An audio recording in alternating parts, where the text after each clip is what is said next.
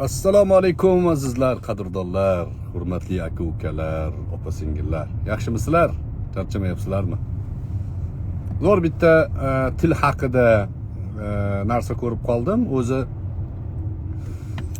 tilga bo'lgan e'tibor, tilni kelib chiqishi filologiya fanida o'ta qiziq mavzu sifatida tahlil qilinadi.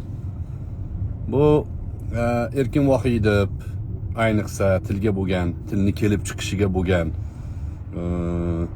mulohazalari tahsinga loyiq. Erkin Vohidovni o'qishni tavsiya qilaman. Azizlar, Erkin Vohidov bizga muhim ko'prik bo'ladi. Til san'atini qadriga yetishimizda.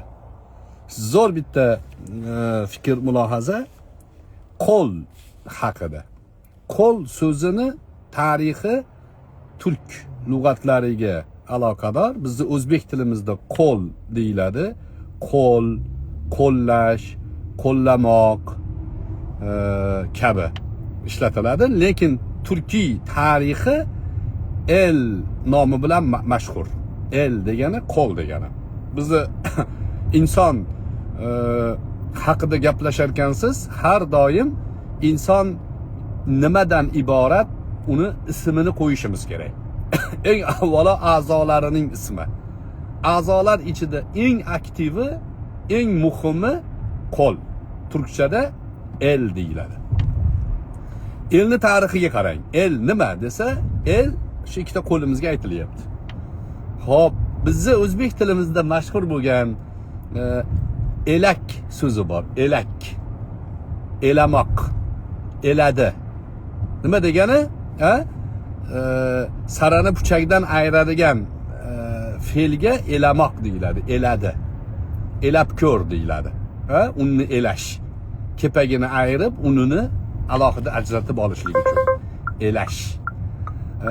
Elamoq asbobiga nima deyiladi? Elak. Elak deyiladi. Eldan o'tqazish deganida, ya'ni eldan o'tqazib, saragini sarakka, puchagini puchakka ayirishga elak, elamoq deyiladi. Endi pastga mumkin bu yoqqa.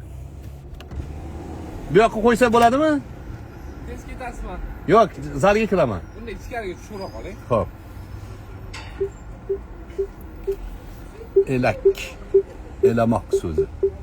O'ta qadim tarixga ega ekan mana shu so'z bor-ku, elash. Undan tashqari, do'stlar, ingliz tilida election degan so'z bor ekan, election. Nima degani election? Saylov degan ekan. U ham o'sha eldan o'tkazmoq, tanlamoq ma'nosida. Saylash, tanlash, tanlab olish, yaxshisini tanlash. Ya'ni saylash. Election. Endi yana o'sha ajnabiy tillarda elegant, elegant ma'nosi bor-da. Qarang, elegant so'zi, elegant degan turk, qadimgi turk tilidan inglizlashgan, ya'ni to'g'rirog'i lotin tiliga kirgan. Elegant. Nima degani? Elakdan ajratib olgan eng anaqasi bu. Tanlab olingani. Elegant. Yana nima bor? Shunga aloqador collection bor. Collection. Qo'ldan olingan. Qarang. Collection, ya'ni siz tanlab olishingiz uchun, ya'ni elab olishingiz uchun taqdim qilingan narsa.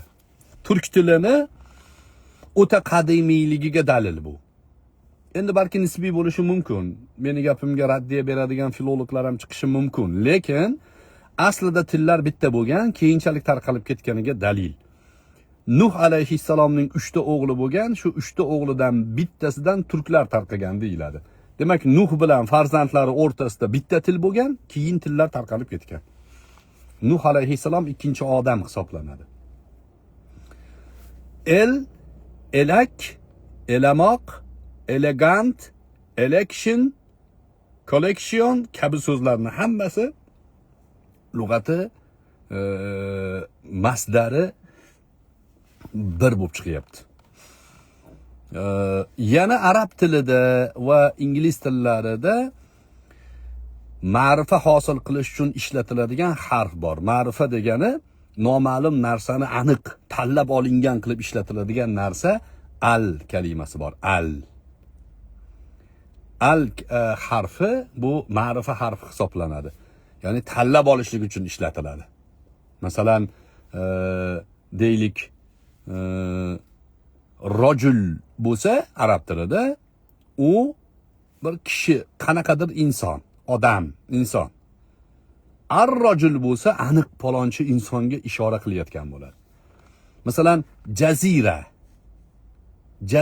desangiz, bu katta bir cho'l, jazira zonasi tushuniladi. Al-Jazira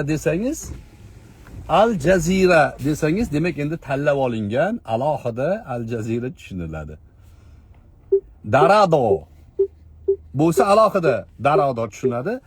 El Dorado bo'lsa alohida narsa tushuniladi.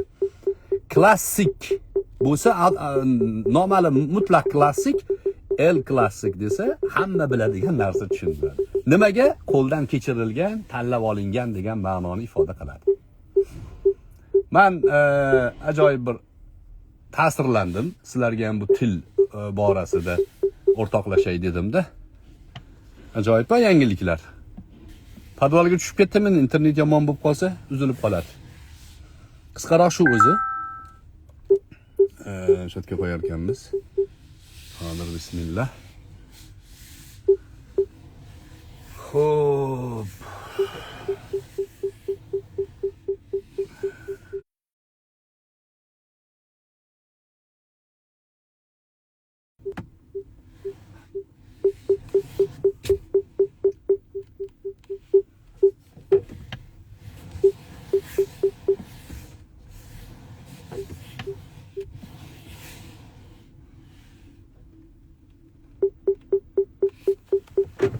Hop. Ekanman bo'lmasa. Yo, yonda. Har kimga dard